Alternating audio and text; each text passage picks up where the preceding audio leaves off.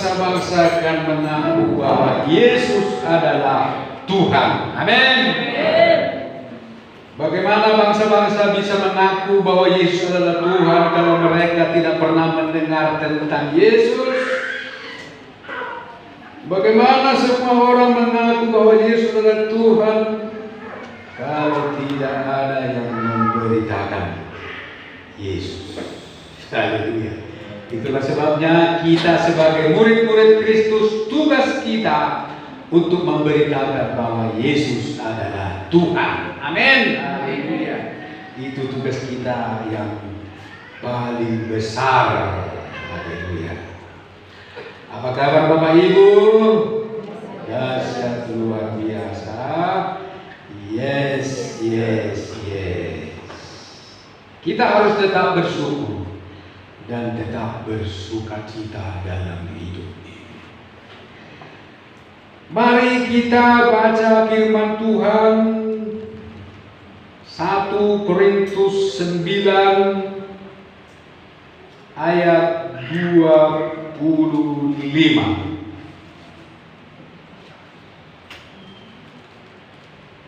Kita baca bersama-sama tentang mahkota. 1 Korintus 9 ayat 25. 1, 2, 3. Tiap-tiap orang yang turut mengambil bagian dalam pertandingan menguasai dirinya dalam segala hal. Mereka berbuat demikian untuk memperoleh suatu mahkota yang fana, tetapi kita untuk memperoleh suatu mahkota yang abadi. Amin. Dari pembacaan ini rupa-rupanya bahwa Tuhan itu sudah menyediakan bagi kita mahkota.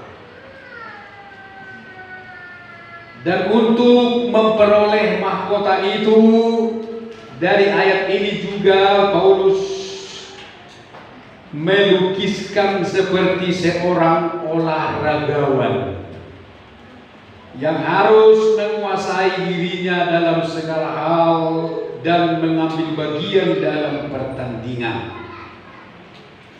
Seorang olahragawan itu akan melakukannya begitu rupa sampai dia menjadi pemenang. Ketika dia menjadi pemenang, maka dia berhak untuk mendapat mahkota.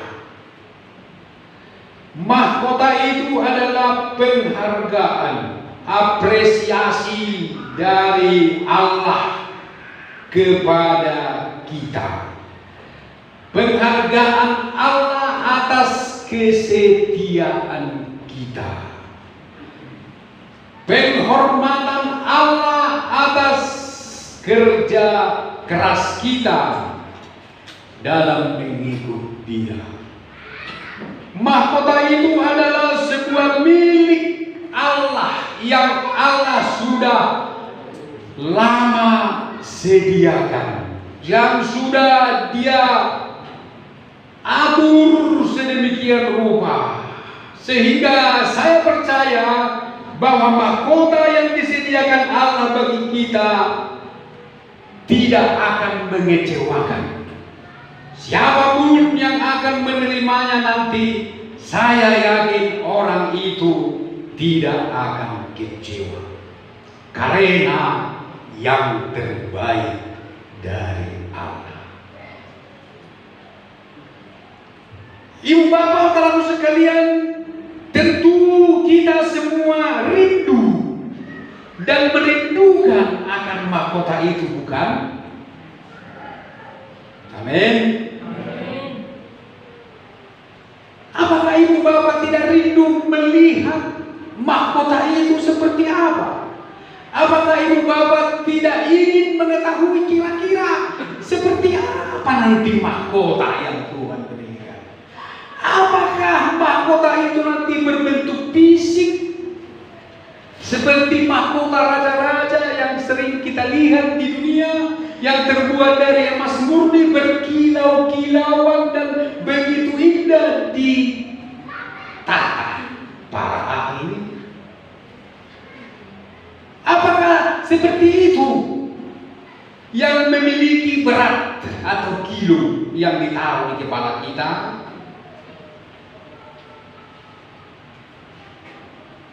Kalau seperti itu nggak mau aku berat-berat di kepala. Repot membawanya kemana-mana. Gak bebas menaruh kepala nanti. Apabila ketombe mengamuk di sorga. Apakah seperti itu? Saya tidak bisa pastikan. Seperti apa nanti mahkota yang Tuhan berikan kepada kita. Tetapi dalam bahasa Batak, mahkota ini disebut tuppal. Tuppal. Ada tuppal haruduo. Tuppal. Jadi mahkota itu tuppal tamai. Si jalot tamai di baluagi jam haduan. Tuppal mahkota yang begitu manis, yang begitu mahal, yang begitu berharga, yang tidak dapat dibandingkan dengan apapun harta dunia yang terhebat di dunia ini pun tidak dapat menyamainya. Sehingga kita harus rindu mengetahuinya. Nah, Bapak Ibu saudara sekalian, untuk mendapatkan mahkota itu syaratnya adalah kita harus menang. Seperti seorang olahragawan yang dituliskan oleh Paulus dalam ayat ini, kita harus menang. Seorang pelari, petinju atau pejudo, dia harus menang untuk mendapatkan mahkota, mendapatkan piala, mendapatkan hadiah. Seperti Paulus katakan, saudara-saudaraku, aku sendiri tidak menganggap bahwa aku telah memperolehnya atau telah sempurna. Tetapi ini yang kulakukan, aku melupakan apa yang telah di belakangku dan berlari-lari kepada tujuan untuk memperoleh sebuah hadiah, yaitu panggilan dari Allah dalam Kristus Yesus. Berlari-lari untuk memperoleh hadiah mahkota. Ibu bapak mau mahkota itu? Saya dan saudara sudah sangat ingin melihat dan menerima mahkota itu. Bukan karena di dunia ini hidupku sesak dan menderita. Memang aku sudah sangat ingin. Saudara-saudara pun tentu seperti itu. Yang ingin katakan amin. Haleluya. Orang-orang muda kelihatannya serius sekali. Tapi saya tahu itu mungkin bansketer itu. Saya lihat begitu sampai begini-begini kan. Hati-hati anak muda, doakan Tuhan tidak mengampunimu. Tuhan kiranya mengampunimu. Tak tega juga, Bapak. Tapi tidak, itu hanya internasional ya. Tetaplah fokusnya, fokus. Untuk mendapat mahkota kita harus menang. Untuk bisa menang kita harus ikut berperang. Untuk bisa ikut berperang kita harus menjadi pasukan. Nah, ini menang, berperang, pasukan Tuhan. Ya, kita harus menang. Kita harus menang dan kita harus berperang. Apa yang akan kita perangi? Kegelapan, dosa. Kita harus menang terhadap dosa, menang terhadap perkara-perkara duniawi, dan menang terhadap keinginan-keinginan daging. Karena keinginan-keinginan daging membinasakan, tetapi keinginan-keinginan roh memberi hidup yang kekal. Jadi orang yang mendapat mahkota, dialah yang telah menang dan yang telah mengalahkan.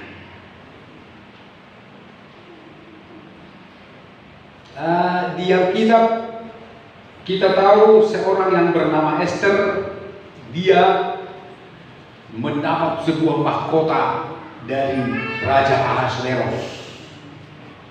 Dalam Esther 2 ayat 17, di mana Raja Ahasveros mengenakan mahkota kerajaan ke atas kepala Esther dan mengangkat dia menjadi ratu setelah Esther mengalahkan dia, setelah dia menang dalam pertandingan, dalam pertarungan di antara para ladies pada waktu itu. Dia mengalahkan semua perempuan, semua darah-darah yang tercantik, terhebat, terpintar sekalipun di kerajaan Media Persia pada waktu itu. Sehingga oleh karena kemenangan itu, dia dianugerahi mahkota kerajaan dan diangkat menjadi ratu. Amin. Demikian pula Raja Daud. Raja Daud ini bukan hanya mahkota kerajaan yang punyanya sendiri yang dia dapat, tetapi mahkota raja lain pun, mahkota raja lain dia ambil dan dia dapat, yaitu raja yang dia kalahkan. Dia mengalahkan sebuah kota yang bernama kota Raba. Kota Raba ini adalah kota bangsa Amon, menghabisi penduduk kota itu dan menangkap raja kota itu. Ternyata raja kota itu memiliki mahkota yang sangat bagus, memiliki mahkota yang sangat mahal, mahkota yang tidak dimiliki oleh raja-raja lain. Mahkota itu beratnya pun setalenta emas. Mahkota itu bertatahkan batu permata yang mahal. Lalu Raja Daud mengambil mahkota itu dari kepala Raja Raba dan dikenakan di kepalanya sendiri setelah Raja Daud mengalahkan kota Raba. Jadi Bapak Ibu saudara sekalian, orang yang mendapat mahkota adalah orang yang menang. Amin Ibu Bapak. Jadi kita harus menang. Kita harus menjadi umat pemenang. Seperti nyanyian kita yang berkata lebih dari pemenang. Kita mau menang, tetapi kita tidak mau bertanding. Banyak kali kita mau selalu menang dalam hidup ini, menang atas persoalan, tetapi kita tidak mau berperang. Kita menghindari bertempuran. Kita tidak mau masuk ke dalam sebuah peperangan. Justru kalau kita rela dan mau masuk dalam peperangan, kita akan keluar sebagai pemenang karena Tuhan beserta dengan kita. Amin. Ibu bapak, kalau Tuhan katakan kepadamu, aku sudah sediakan mahkota, berapa mahkota yang akan ibu bapak mau dari Tuhan, yang ibu bapak minta? Cukup satu? Cukup satu ya? Alana si majujung tapi saya ada dulu. Cukup satu. Tetapi di Alkitab, kalau kita melihat dalam Wahyu pasal 19, di sana seorang penunggang kuda dari sorga yang bernama, yang setia dan yang benar, di atas kepalanya ada banyak mahkota. Wahyu 19 ayat 11. Lalu aku melihat sorga terbuka. Sesungguhnya ada seekor kuda putih, dan dia yang menungganginya bernama Yang Setia dan Yang Benar. Ia menghakimi dan berperang dengan adil, dan matanya bagaikan nyala api, dan di atas kepalanya terdapat banyak mahkota. Ini di atas kepalanya ada banyak mahkota. Ini tidak lain adalah Yesus. Yesus ini yang setia dan yang benar, itulah Yesus. Di atas kepalanya ada terdapat banyak mahkota. Jadi kita pun harus memiliki banyak mahkota. Setidak-tidaknya kita harus merebut 3 mahkota. Mahkota apakah ibu bapak yang harus kita rebut? Mahkota apakah ibu bapak yang harus kita rebut melalui peperangan rohani? Yang pertama adalah mahkota kebenaran. Apa ibu bapak? Mahkota kebenaran. Ini mahkota yang pertama. Saya akan tunjukkan 3 saja hari ini, bahwa mahkota yang harus kita miliki, mahkota yang harus kita rebut melalui peperangan rohani di dunia ini adalah yang pertama, mahkota kebenaran.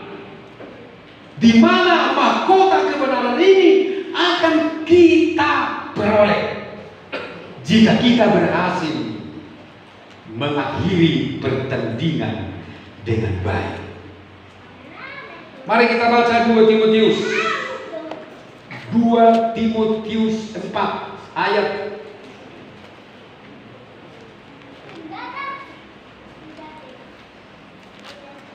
6. 2 Timotius 4 ayat 6. Mengenai darahku,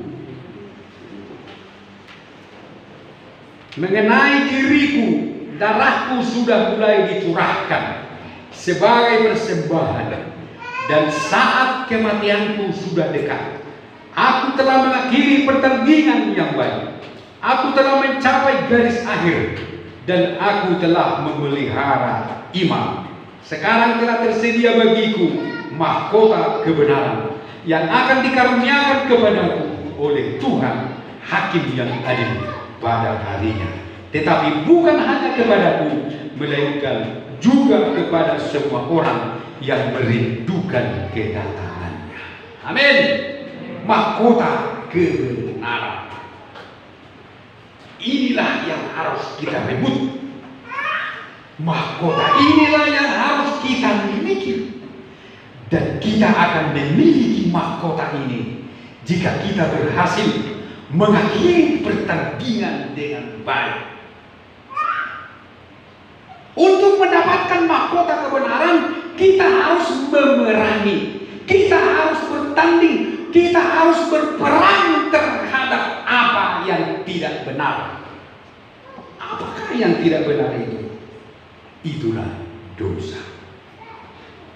Untuk mendapat mahkota kebenaran, mari berperang dengan apa yang tidak benar, yaitu dosa.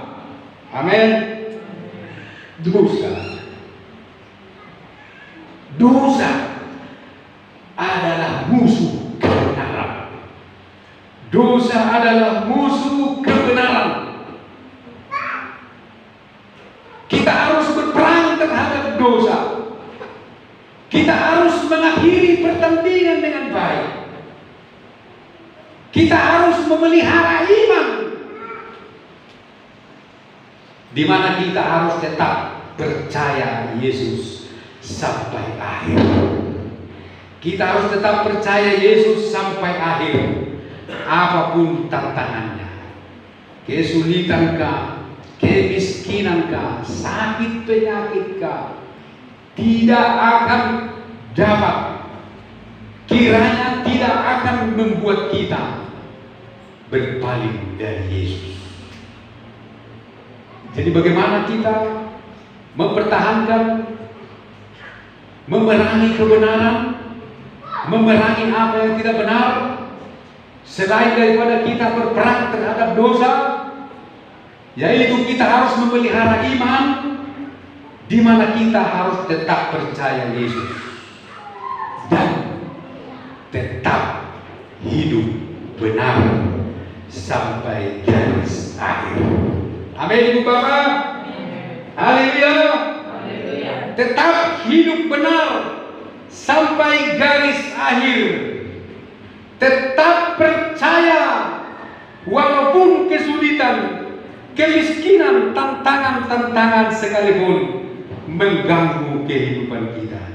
Inilah yang dialami oleh Raja Daud, di mana Daud dia selalu memiliki hidup yang benar.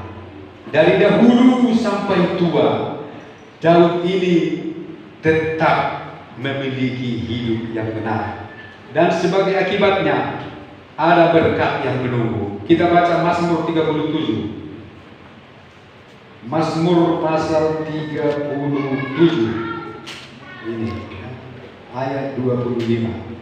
Dahulu aku muda, sekarang telah menjadi tua, tetapi tidak pernah kulihat orang benar ditinggalkan atau anak cucunya meminta-minta roti. Tiap hari ia menaruh belas kasihan dan memberi pinjaman, dan anak cucunya menjadi berkat. Inilah Ibu Bapak, inilah berkat bagi orang yang memelihara iman, yang memelihara hidup tetap benar. Seperti Raja Daud, dari muda sampai tua dia tetap orang benar. Daud berkata, orang yang mengakhiri pertandingan dengan baik, di mana dari muda sampai tua tetap benar, tetap memelihara iman, maka anak cucunya pun diberkati. Maka dia tidak akan ditinggalkan. Anak cucunya pun menjadi berkat, yaitu anak cucu orang-orang yang mengakhiri pertandingan dengan baik, yang memelihara iman dari muda sampai tua, bahkan sampai mati. Amin. Amin. Inilah. Jadi kita harus berjuang terus untuk tetap hidup benar, untuk mendapatkan mahkota kebenaran, dan juga di balik mahkota kebenaran ada juga berkat jasmani, di mana anak cucu orang-orang benar itu akan diberkati. Tiap-tiap hari memberi pinjaman dan menaruh belas kasihan. Yang kedua, mahkota kehidupan. Wahyu 2 ayat 10. Mahkota yang kedua yang harus kita rebut adalah mahkota kehidupan. Dalam ayat 2, Wahyu 2 ayat 10 dikatakan di sana, jangan takut terhadap apa yang harus engkau derita. Sesungguhnya iblis akan melemparkan beberapa orang dari antaramu ke dalam penjara, supaya kamu dicobai dan kamu akan beroleh kesusahan selama 10 hari. Hendaklah engkau setia sampai mati, dan aku akan mengaruniakan kepadamu mahkota kehidupan. Ini mahkota kehidupan, bukan lagi mahkota kebenaran, tapi mahkota kehidupan. Dan untuk mendapat mahkota kehidupan ini, kita harus setia sampai mati. Setia sampai mati dalam hal apa? Dalam hal menghadapi pencobaan. Karena dalam ayat ini dikatakan, sesungguhnya iblis akan melemparkan beberapa orang dari antaramu ke dalam penjara, supaya kamu dicobai, dan kamu akan beroleh kesusahan selama 10 hari. Hendaklah engkau setia sampai mati. Ibu bapak, pencobaan menerpa kehidupan kita. Tetapi mari kita tetap setia. Pencobaan itu dikatakan di sini 10 hari. Angka 10 adalah angka puncak. Angka 1 angka mula atau angka awal. Jadi mulai dari angka 1 sampai angka 10 hendaklah kita setia. Artinya apa? Ketika menghadapi pencobaan nomor 1, nomor 2, nomor 3, dan sampai nomor 10, nomor terakhir, kita harus tetap setia melayani Tuhan. Pencobaan nomor 1 harus setia, pencobaan nomor 2 harus setia, sampai puncak daripada pencobaan itu yaitu angka 10, pencobaan yang terakhir. Jadi mulai dari kita mengalami pencobaan yang kecil sampai yang terbesar, pencobaan yang mula-mula sampai kepada pencobaan yang terakhir di akhir zaman, hendaklah kita tetap setia. Maka ketika kita setia, kita akan mendapatkan mahkota kehidupan. Itulah sebabnya dalam Yakobus 1 ayat 12 dikatakan di sana, Yakobus 1 ayat 12, berbahagialah orang yang bertahan dalam pencobaan, sebab apabila ia sudah tahan uji, ia akan menerima mahkota kehidupan yang dijanjikan Allah kepada barang siapa yang mengasihi Dia. Amin. Mahkota kehidupan. Tetap setia. 10 hari saja pencobaan itu, tapi Tuhan mau supaya kita setia, setia berdoa, setia memuji Tuhan, setia melayani Tuhan.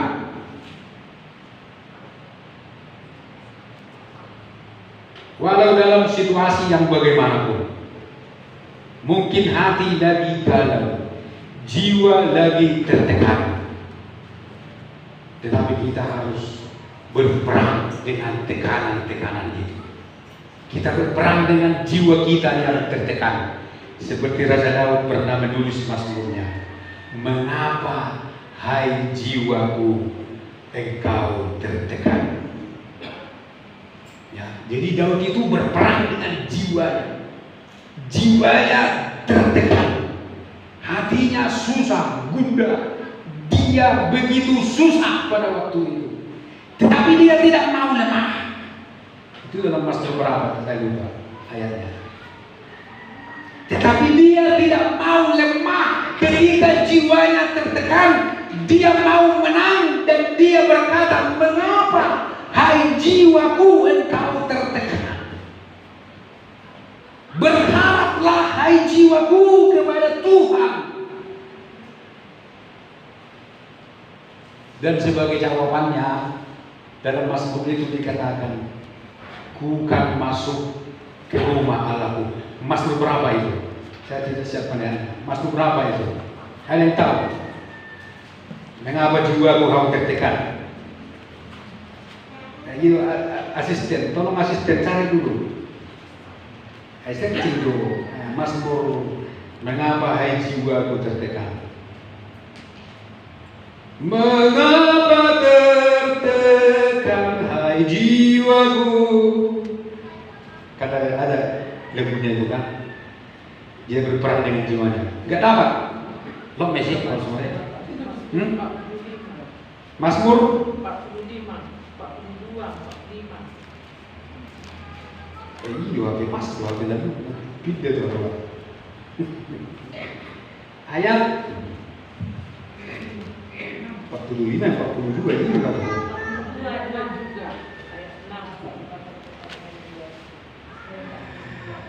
Mengapa engkau tertekan hai jiwaku dan gelisah di dalam diriku? Ya, berharaplah kepada Allah sebab aku akan bersyukur lagi kepadanya, penolongku dan Allahku. Ayat 12. Mengapa engkau tertekan, hai jiwaku, dan mengapa engkau gelisah dalam diriku? Berharaplah kepada Allah, sebab aku bersyukur lagi kepadanya. Jadi dia sedang berperang dengan jiwanya, bergumul dengan dirinya sendiri. Ketika masalah menghimpit Daud, jiwanya tertekan. Dia tidak mau hidup lagi mungkin. Dia begitu terjepit. Tetapi apa yang dia katakan? Dia berkata kepada jiwanya, hai jiwaku, mengapa engkau gelisah? Mengapa engkau tertekan? Berharaplah kepada Allah, katanya. Ibu bapak pernah seperti itu? Ibu bapak pernah galau tingkat tinggi? Mungkin galau tingkat menengah tidak akan apa, tapi galau tingkat tinggi itu berbahaya. Tetapi di tengah-tengah situasi yang begitu menekan itu, kita harus berperang dengan jiwa kita. Kita harus melawan arus.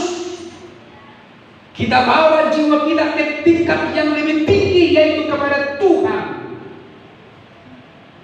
Dan solusinya adalah bersyukur. Ini solusinya. Sebab aku bersyukur lagi kepadanya. Bersyukur. Dan masuk ke rumah Tuhan. Ini berapa kali terus ya dalam ayat yang ke-5 lagi. Mazmur 43 ayat 5. Berulang-ulang ini ditulis. Mengapa engkau tertekan, hai jiwaku? Dan mengapa engkau gelisah di dalam diri? Jadi kalau jiwa saja, kalau diri kita saja tidak bisa kita perangi, tidak bisa kita kalahkan, tidak bisa kita tundukkan. Bagaimana kita bisa menundukkan iblis? Bagaimana kita bisa menundukkan setan yang menakutkan itu? Kita harus bisa. Dan mahkota yang terakhir, yang ketiga, ibu bapak kira-kira tahu apa mahkota yang ketiga? Mungkin ada yang tahu. Apa itu ibu bapak? Yang pertama tadi mahkota kebenaran, di mana kita harus memerangi apa yang tidak benar. Bila kita berhasil memerangi dosa, memerangi keinginan duniawi, keinginan daging, maka kita akan mendapat mahkota kebenaran. Dan apabila kita terus memerangi apa yang tidak benar dan tetap hidup benar, bukan hanya kita mendapat mahkota kebenaran, tetapi kita juga mendapat berkat orang benar. Berkat orang benar itu kita diberkati dengan berlimpah-limpah sampai anak cucu kita pun diberkati. Tidak menjadi meminta-minta, tidak menjadi meminjam, tapi yang memberi pinjam. Itu menjadi pemilik mahkota kebenaran. Mahkota kehidupan. Yang kedua tadi adalah mahkota kehidupan, di mana untuk mendapat mahkota kehidupan ini kita harus setia sampai mati. Kita harus setia dalam pencobaan yang berat sekalipun. Mulai dari pencobaan nomor 1 sampai pencobaan nomor 10, pencobaan yang paling kecil sampai pencobaan yang terbesar, dari mula-mula dicobai sampai pada akhir hidup kita pun dicobai, kita tetap setia. Dan yang terakhir adalah mahkota kemuliaan. Terima kasih. 1 Petrus 5. Inilah mahkota yang terakhir, mahkota kemuliaan. Saya juga heran. Yang namanya mahkota ya mahkota lah, mahkota kan satu lah, makanya mahkota ya udah mahkota. Tetapi ini ada nama-namanya. Mahkota kebenaran, mahkota kehidupan, mahkota kemuliaan. kemuliaan. Ayat 4, 1 Petrus 5 ayat 4. Maka kamu, apabila Gembala Agung datang, kamu akan menerima mahkota kemuliaan yang tidak dapat layu. Mahkota kemuliaan. Itu yang ketiga, yang harus kita rebut, yang harus kita miliki, yang akan diberikan Tuhan kepada kita. Tetapi untuk mendapat mahkota kemuliaan ini, apa syaratnya? Apa syaratnya, Ibu Bapak? Untuk mengetahui jawabannya, kita harus baca ayat 1 dan ayat 2. 1 Petrus 5 ayat 1 dan 2 sampai 3. Aku menasihatkan para penatua di antara kamu. Aku sebagai teman penatua dan saksi penderitaan Kristus, yang juga